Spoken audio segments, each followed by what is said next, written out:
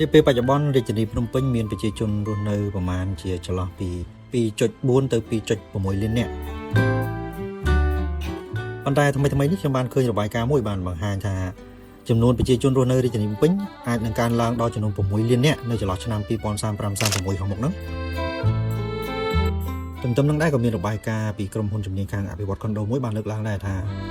ប្រសិនបើប្រជាពលរដ្ឋកើនឡើងដល់ 6 លាននាក់មែនគាត់នឹងផ្លាស់ប្ដូរទម្លាប់របស់គាត់ដែលទម្លាប់រស់នៅជាន់តដីហ្នឹងមិននៅអគារខុនដូក៏ដូចជាអគារខ្ពស់ៗដែរនៅក្បែរកន្លែងធ្វើការរបស់គាត់ណា